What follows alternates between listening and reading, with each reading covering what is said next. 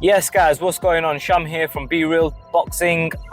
I keep getting confused with the Be Real TV, Be Real Boxing. Forgive me, there's two channels, guys, so please make sure you subscribe to Be Real TV, which is the brother channel of this channel. Go to the About section, you'll be able to see it. And also Be Real Boxing. Be Real TV is predominantly for podcasts. Be Real Boxing is just solely for the boxing content, but please make sure you follow both. So, guys, look. Dillian Whyte has pulled out. Okay, sorry. Let me rephrase that. Dillian Whyte has been... I want to be careful with my words here, okay? But it's come out that Dillian Whyte allegedly has taken some form of performance-enhancing drugs, PEDs. Now, look. I'm not going to sit here and rant and rave about Dillian Whyte popping for a second time, because let's be honest, I've said it before, boxing is rampant in drug abuse, absolutely rampant. And is he the only one taking it? I can hand on heart promise you and tell you that pretty much all the fighters at the elite level, I know this from personal accounts, that pretty much all the top tier boxers are on something. And I'm sorry, but that's just the reality. It's been that way for a very long time. Do you really think Mike Tyson was natural when he came out of prison? Do you think that Evander Holyfield, when he was a heavyweight, it was a natural heavyweight? I'm sorry to burst your bubble, but no, I don't think they were. That's just my opinion. I don't think that any of these fighters were. And I don't think that they're natural now. I'm sorry, but that's just the way it goes. Now, the thing of it is that Dillian Whyte, he's going to get all this abuse, but it's just what I've been saying for a very long time, that you guys need to chill out with the whole drug thing, because they're all on it anyway. It's just some people mask it better and other people don't. And some people get popped and other people don't. And I don't think it's fair to... Anyway, I'm not going to go into that because I'm going to get abuse on it, but that's just my take on it. I'm entitled to my opinion. This video is about Anthony Joshua and Dillian Whyte. Anthony Joshua and Deontay Wilder, because Dillian Whyte's fallen through and Anthony Joshua is going to be taking on, I don't know, a late replacement against potentially Hashim Rahman Jr. or another fighter, I don't know, it's still in the works. And there's multiple names that are going around, but the talk of the town is that Deontay Wilder and Anthony Joshua are getting finally down to inking in a deal to fight at the end of the year. I have wanted to see this fight for the longest time in boxing. If Anthony Joshua could muster up some of them old performances that he had and devastate a knockout win against whoever he's going to fight now, it sets up for a very good story of Anthony Joshua versus Deontay Wilder. Because let's be honest, right now Deontay Wilder is a heavy favourite, because Anthony Joshua did not look stellar in his outing against Franklin. And Deontay Wilder tends to have a stronger mindset. But I'm going to really go into depth on this fight in this video between Anthony Joshua and Deontay Wilder. I think I've spoken about them previously, but in this video, I'm going to explain to you how Anthony Joshua can beat Deontay. I'm going to explain why Deontay beats Anthony. I'm going to explain about the psychological mindset that's going to come to play. And then I'm going to give you the verdict as well as to who I think will actually win this fight, because I believe that this fight is going to go down this year. I think they're going to cash out and they are going to make this happen. It's a big fight, massive money-making fight. I think it'll make a lot of money in the UK. It'll make money throughout the United States. Anthony Joshua is a name across the world. I think they will get a lot of money from the Arab nations, right? Saudi Arabia, I think they'll get money thrown at them that way. I think they're going to make a whole heap of money, and I really think that this fight will happen. So, let me explain this much, right? You know, this fight between Anthony Joshua and Deontay Wilder, it's a psychological warfare. But not so much for Deontay, it's for Anthony. You see, Deontay is a type of fighter that has ultimate deluded self-belief. In boxing, you need to have deluded self-belief. Without having deluded self-belief, how can you ever become a world champion? Because it's completely irrational to think to yourself that I'm going to become a world heavyweight champion of the world out of all these thousands of people. A rational person would just not think that way, okay? So you have to be delusional to a large extent to be able to make it in boxing at the elite level, especially to be able to bounce back from a defeat against Tyson Fury. You have to.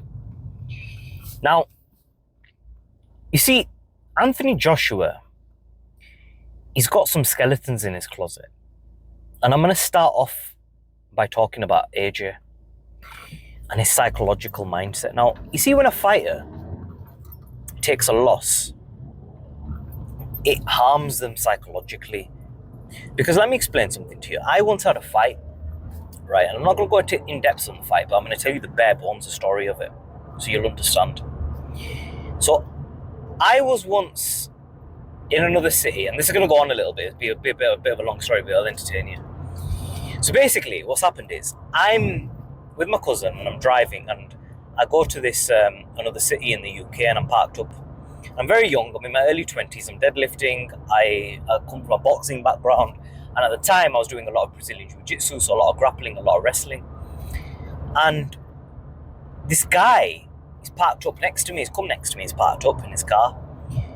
He's got his music on, looking like a G, right? He's looking at my car, like I'm like a young 21-year-old in my little Honda, and, young, but in shape and cheeky, and very, very cheeky, I won't say I was immature, but I was aggressive in them days. But anyway, so he looked at me, and he goes, "What are you looking at?" As I'm looking at you, what the fuck are you going to do about it? So obviously, right, game on. So the guy's jumped out of his car, I've jumped out of my car, and I've squared up with him. And I was squared up to him. My cousin's gone broken. I'm going to get back in the car, leave it. So anyway, I've got him back into the car, and I promise you I'm going to relate this back to Anthony Joshua and Deontay Wilder. So I've got back into my car. And as I've got back into my car, he's come and he's thrown a punch at me. Now, being from a boxing background, it's innate within you to time the punch. Okay, so I saw the punch coming. Everything goes in slow motion. Adrenaline pump was already there. I see it coming in slow motion. You're like a Spider-Man, right? Where he sees everything coming. It's like that. So I've seen the punch coming and I've waited for it. And I've rolled it at the last second. He's thrown a second punch, but that one's not connected. By that time, I've gone onto the passenger seat area and I've gone out of that door. Now, as I've done that, he's come running around.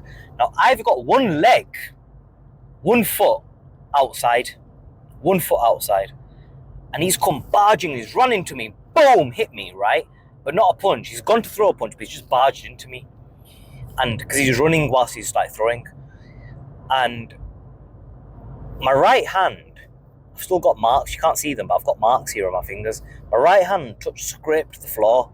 So I've gone into the floor, I've scraped it, because I wasn't fully out of the car when he barged into me. I wasn't on balance. Scraped it on the pavement, and I've spun around and rugby tackled him. As I've rugby tackled him, I've got him to the ground. Now he was a big guy, but just because you're big doesn't mean you're strong. You see what I'm saying? So back in them days, I was trained like an animal. I was constantly in the gym. I was doing deadlifts, squats, doing power training, and then on top of that, I was doing Brazilian Jiu-Jitsu and I had a boxing background as well. So I rugby tackled him. I got him to the ground. And when I got him to the ground, remember, I'm deadlifting about 200 kg at this time, 200 kilograms, a lot of weight for somebody my size. So I've gripped his wrists like this, gripped his wrists really hard. Now, for those of you who train in powerlifting and stuff, right, and do this sort of dynamic of Brazilian Jiu-Jitsu or anything like that, you'll understand the importance of a good grip strength. So when you grip somebody's wrist and you grip it from the index finger with the thumb and you really grip the bar or someone's wrist in that same fashion and you squeeze it hard, they will feel it. When he felt that power, he just gave up. And I forgot to mention that when I rugby tackled him onto the ground, I got some good punches in, a bit of ground pound. But then when I got up, I gripped him like that, and I was going to get him into an armbar. But as I'm about to get him into the armbar, my chin comes up. My cousin's like, leave it. I look up. There's a whole line of traffic. And there's a big bus in front of me, a double-decker bus. And everybody in the bus is just looking at this fight. So instead of doing the armbar, and I knew exactly how I was going to do the armbar, he's not trained with Brazilian Jiu-Jitsu, he's not a trained martial artist, right? I'm not saying I was, but I knew the basics, right? I've tapped enough people out of a few gyms, right? Like purple belts and stuff. I couldn't take on a black belt, but I can do a bit. So I knew I was going to put my right knee on the floor, put the left foot up, and then quickly switch around, right? And get him into that arm bar, lock him up, potentially break his arm, right? I don't know if that's allowed to do that or not. But anyway, I didn't do it, so, right. I decided I'm going to let him go. Okay. Now, when I let him go, here's what's happened. It's a crazy story. Listen to this. True story. Let him go. And I've got back into my car and I'm driving now. And as I'm driving, I come to a set of traffic lights and he's parked up on my right side. My cousin's broken up, he's like, leave it. So he's parked up next to me. He's put his window down. Remember, he's an older guy, he looks like a dealer, and I'm young, right, cheeky. I don't have a beard in them days, I've like this little stubble. And looking at me, and my body fat was very low, so I looked very, very young, like a little baby chicken. That's what I looked like, right? Just hurt his ego. Just put his window down, put mine down. He says to me, the magic words, he says, when's the rematch? Oh. It was like dopamine hit my body. Okay, I'm playing, right? I'm being a big-headed, cocky little shit. So I was such a cocky little fucker, and I thought, I was so cheeky, and I've got this ability, this unique ability. People who know me, I have this unique ability to be able to get under people's skin and really annoy the fuck out of someone, and you can't do shit about it. So I said to him, says, Putter, which means son. I said, Putter, go home, son, go home. And he's older than me. He's like, must be 7-8 years my senior, right? I'm nearly 21, 22. He must be in 30s. I said, Putter, go home and go think about how you got fucked up today. Ladies and gentlemen, never push somebody beyond their limits. Here's what's happened following that. He started following me. And I'm in another city, it's not my city. He started following me. So as he started following me, I'm thinking, right, you know what, I've had enough of this tango for one day, right? I've got my win, you wanna rob the bank, you wanna get out of there. You don't wanna stay in that scene. Do you know what I mean? So I thought, right, let me get out of it. It's not my city, this is gonna get dangerous. So going around a roundabout, he's still following me in his high-end vehicle, right? And he's following me, and I'm in my little little 1.4 Honda Civic, right? My little university car at the time, right? I don't know if I was graduated or what, right? But no, I wasn't at the time. So I'm driving, and I swear to you, I am not joking. This was like, not Grand Theft Auto Vice City. This was some straight fucking GTA 3 shit was this. I'm driving my car, and I see a person in a balaclava on the right side. And all I've seen is him throw like a brick or a rock at my car. And I've seen it coming, and I swear to God, it just missed my window. It hit the top over here, on the outside on the metal. It hit the metal and it bounced. I look behind me, and I'm not joking, there are 2 other cars behind me. I am thinking, shit, I am fucked. So I prayed my kalima, I prayed to God, I prayed La ilaha illallah Muhammadur Rasulullah, I prayed Bismillah. I thought, right, God, I need you with me now. Now, I went into complete tunnel vision mode. I know I'm dragging this story, but I'm just telling it, so you might as well listen. So I've gone in complete tunnel vision mode. I've gone in tunnel vision mode, and I've just remained completely calm because the situation was so intense that if I panicked, and my cousin we were fucked, royally fucked. So, tunnel vision mode in my 1.4, right? It's got a maximum. It's not gonna rev, right? I'm not in a supercar here. I'm in a 1.4 Honda. But here's the thing. I know the limits of my car. They didn't know the limits of theirs. So they start following me. One car comes to my right side, one car comes in front, one car comes behind me, and they try cornering me. And the guys on the right side, they've pulled out weapons out of the car and they're trying to hit my car. I can't believe that I actually went through this situation, But at least you've got stories to tell, right? So they're trying to hit my car with some weaponry. I think it was like, bars, weightlifting bars, which you get, but the very light ones which you use at home. I think that's some of them. And they're trying to hit my car from the right side, and the front and the back are trying to corner me in. So for anybody who says that I can't drive, I am fucking Michael Schumacher, right? Because I got out of this situation. Listen to what I did. So they're trying to hit my car and they're trying to corner me in. And there's a turn coming up.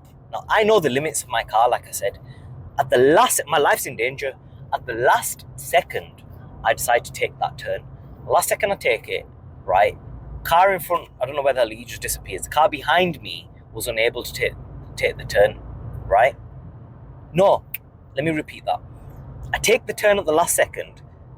The other two cars disappear, but the Mercedes stays behind me, and I managed to suck up that bend. And my car didn't go on two wheels, but it almost went on two wheels. I took it literally at such a speed that, because I knew, if you've got a car for years, you know the limits of what your car can turn at. You understand your car, you feel it.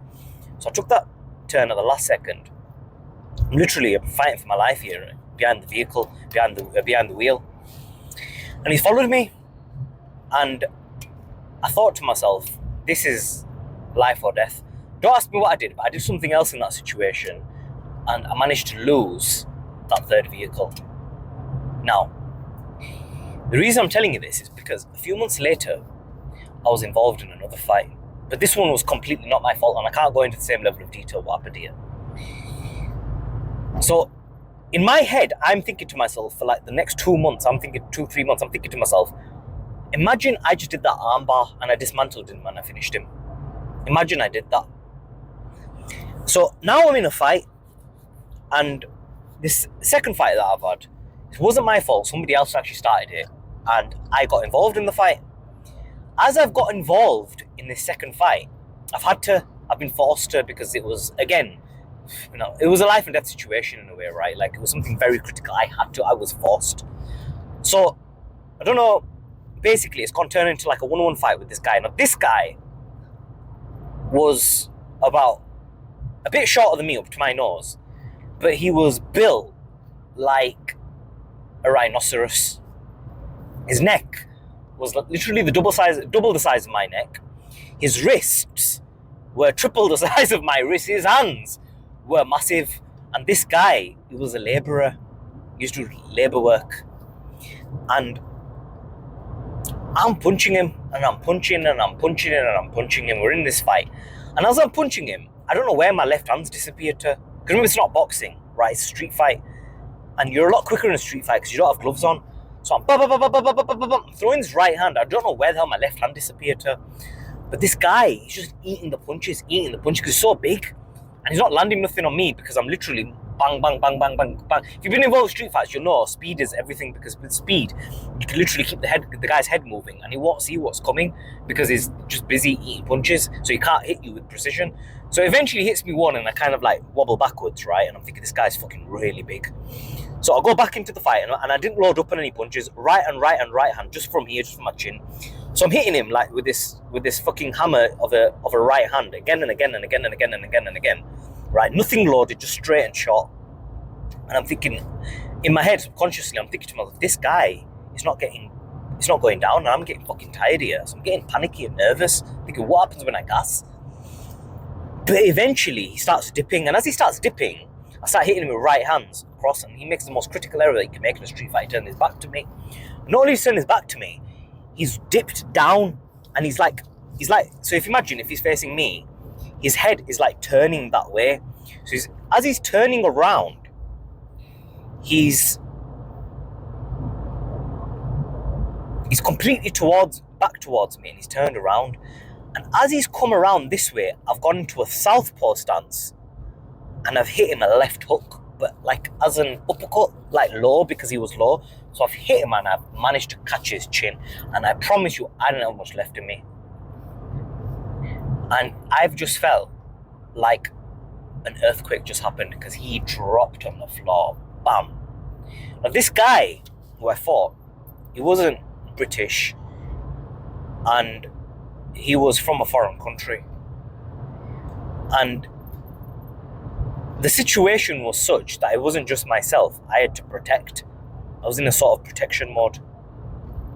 And I can't go into the details, but I'm sure you get the gist. I had a duty to me to protect, so it was not a situation of like thinking about legal implications and stuff. So, life and death situation. And I'll tell you what, and I'm exhausted, and I ended up on top of this guy. Now, I'm not going to tell you what happened following that, but what I will say is this. In the midst of a fight where my adrenaline was pumping. Do you know what went through me? The fear of what happened in the previous fight where I let that guy go. And okay, I'm not going to go into what happened after, but that's what went through me. That's the thought that went through me in the midst and the height of a real street fight. That's what's life and death. It's not like boxing, Anthony Joshua, right? No, this is far more nerve-wracking. This is a real life and death scenario, right? In the midst of that, the previous fight I had came into my mind. And I thought, no, I'll let that guy go. Point I'm making is this. Anthony Joshua versus Deontay Wilder. Anthony Joshua, psychologically, is going to have ghosts creeping in this fight, whether he likes it or not. And do you know what them ghosts are? The ghosts, they are ghosts of New York, Madison Square Garden's Andy Ruiz one. And if I'm being 100% honest, I don't think you can recoup that. I think Anthony Joshua is a great fighter, but when he gets tagged and he gets hurt, them demons are going to come rushing back in the midst of the fight. In the midst of the fight, in the heat of the battle, he will have them demons come back to him. The question is, how's he going to deal with that? Will he fold? Or will he bring out the fighter within him and fight?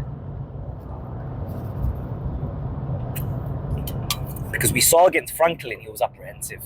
Now, was he apprehensive because of Derek James, or was he apprehensive because of himself? Because if it was the latter, then he has not regained his confidence back. Only a select few fighters in history can get knocked out, come back and fight again properly with the same rigor that they once did. That's why they say in boxing, the greatest fighter is the one who takes a loss and comes back, because it's not an easy thing to do, because people don't understand the psychological implication of a loss. People don't understand the psychological implication of previous fights, because they carry weight, because it's not just a fight. You go through the fight and then you go through PTSD after. You go through the trauma of losing the fight, the embarrassment, and facing every single person. And you become irrational. You become so fearful of everything. You become a completely irrational person. So for me, the psychological warfare is far more important for Anthony Joshua in this fight. And he has to be on point. Now, I don't know Anthony Joshua inside out. I don't know what he's made of. I don't know who he is. I don't know him personally. I've interviewed the guy. I met the guy. He's a very robust, rough guy. He's about it. But when you're facing another killer, Deontay Wilder, who can knock you out, put your lights out like that, there's an intimidation factor there. And there's fear. And there's ghosts in Anthony Joshua's past. And there are questions which need to be answered. So before we even talk about anything physical, let's address the spiritual and the psychological element. What role is this going to have on Anthony Joshua? Because Dillian Whyte, he said that in the first fight that your heart will fail you. And Anthony Joshua's response was, what, are you a doctor? And Anthony Joshua went and he took Dillian Whyte out. So I don't know what Anthony Joshua is made of, and this is going to tell us what Anthony Joshua is made of, because if Joshua goes in there and he gets hurt and he fights, I will give Joshua a ton of credit. Because for me, to see a person, a human being, overcome obstacles like Joshua has, and truly fight and reach the pinnacle of the sport again, for me it's greatness. So that's a psychological element. Deontay Wilder, he's a bit of a loose cannon and crazy anyway, so he hasn't got any brain cells to even talk about his psychological component. He's a warrior, Deontay. He doesn't give a shit. He's built different. And some people just like that. They don't think things. And Deontay Wilder doesn't overthink. He just goes in there, believes himself, performs, and does the best he can. Is what it is. And he's delusional. He's extremely delusional. But it's the delusion that got him to where he is. So Wilder's a great fighter, and let's go down to the technical breakdown. Well, technically, I actually feel that Joshua is a far better boxer. Joshua has everything. He has the footwork. He has everything over Deontay. But Deontay has that one equalizer, which everybody talks about. We all know what it is. It's that right hand. But I'm going to come back to the right hand. I'm going to come back to Deontay. I'm going to talk about Anthony. So, for my money, what Anthony Joshua needs to do in this fight if he wants to win, he has to fight on the inside. He has to keep it short. He has to fight on the inside. And he has to smother Deontay's work. Because if he can actually avoid the right hand, it could be that the psychological element doesn't even come into the fight, because maybe he can actually go into the fight, work behind the jab, work his way inside, use his footwork, which is superior to Deontay's, use his way, attack Deontay Wilder's body very hard, go and pressure quite a bit in the early rounds of the fight, and put a dent on Deontay early. And you never know, it's possible with the reach, the size, the power, the speed, everything all coupled in, because Deontay's a very quick fighter. He's faster than Anthony Joshua is. But Anthony Joshua's got better footwork, and he's got a better boxing brain than Deontay. And if Anthony Joshua goes in, uses his jab, works behind it, works his way in, smothers Deontay Wilder's work, uses his weight and his sheer power on the inside, muscles Deontay Wilder, bullies him by his sheer muscle size, and he just hurts Deontay on the inside, because Deontay is not that strong on the inside. If you look at him against Fury, he does not, and it's all relative, right? It's all relative. Deontay's obviously a very strong person. He's very strong and wiry, and he's got like that skinny man strength. He's got that. But against someone like Anthony Joshua, he's not going to be able to wrestle with Joshua. So Joshua needs to make this into like a wrestling match where he's fighting Deontay on the inside and using his physical presence, grappling with Deontay, punching on the inside, uppercuts, left hooks, right hooks, hit his body, hurt his shoulders, really put damage onto Deontay. And don't give him the space to throw the right hand. But you see, this is the thing. This is what Deontay's been working on with Malik Scott, is that Deontay's been working on back foot boxing. So if Anthony Joshua goes and presses, Malik Scott, who has been doing a phenomenal job with Deontay, is going to be well prepared for this. Well prepared. And they're going to be working on the back foot boxing. So when Anthony Joshua goes and tries to press Deontay is a lot lighter. He's slimmer. He's going to try and dance around that ring. How good that footwork is against a fighter like Anthony Joshua remains to be seen, because let's be honest, Deontay has very poor footwork in boxing. He's got one of the worst footworks in boxing. He falls off balance a lot. He plods around that ring, and Malik's trying to fix it, but he's coming to boxing late as Deontay. I don't think he puts in a lot of road work. So these are some of the cons to Deontay. And I think that Anthony Joshua can truly capitalize on it. But for Anthony Joshua to do that, he's going to have to make his presence known, and he has to do it early. I think he needs to hurt Deontay early. I think if Anthony Joshua wants to win this fight, he needs to get Deontay out of there inside of, I'd say, 6 to 8 rounds. I don't think he should be risking taking Deontay late in a 12-round fight. Trying to do what Tyson Fury did is futile, because Anthony Joshua does not have the tank like Tyson Fury does. That's just the reality and the nature of it. He doesn't have the tank of Tyson Fury. Tyson Fury has been running, putting in road work. He's just got a better tank, simple as that. Right? He handles his weight better. He's a naturally bigger guy than Anthony Joshua is. And he's a different beast. So Anthony Joshua needs to do what Anthony Joshua needs to do, and that is muscle Deontay early, be ferocious, be powerful, do some wicked inside boxing, because I'll tell you, Anthony Joshua hits a lot harder than Tyson Fury does on the inside.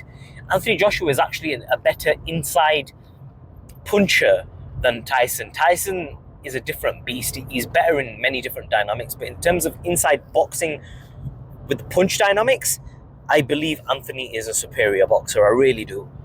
And I think Deontay can't fight on the inside. And I think what Deontay needs to do is very simple. He needs to keep the fight on the outside. He needs to move around that ring. He needs to keep the fight at range. And he needs to line Anthony Joshua up for the right hand.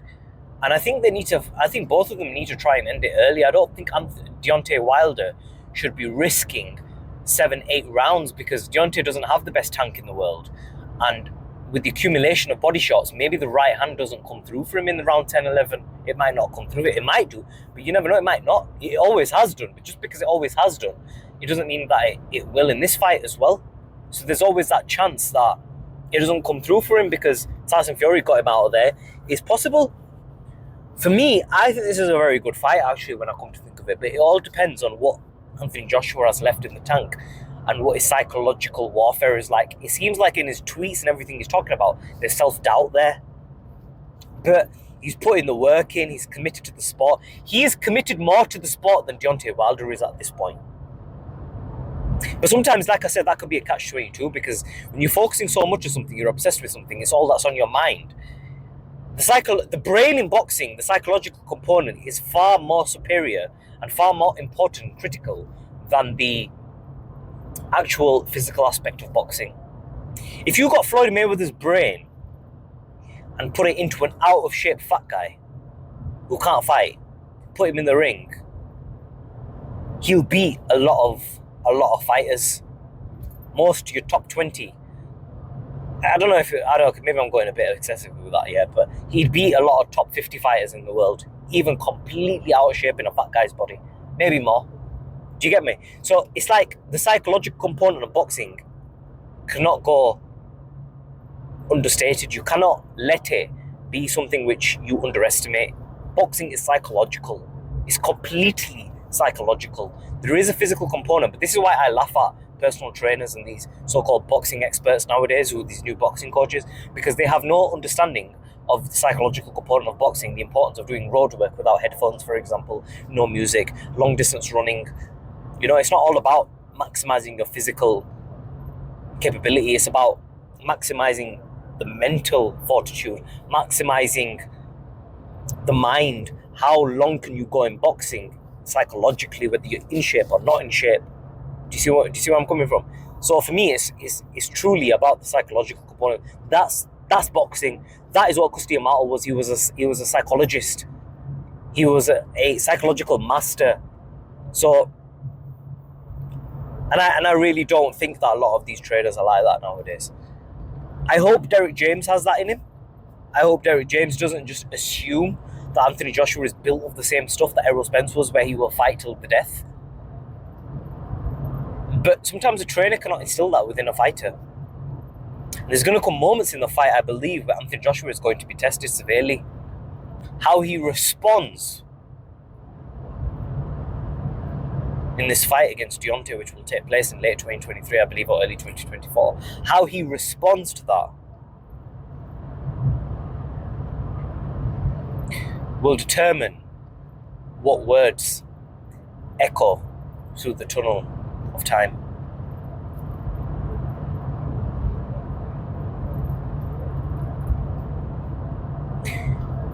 Because Deontay Wilder is an elite level fighter, and it will define both of their careers.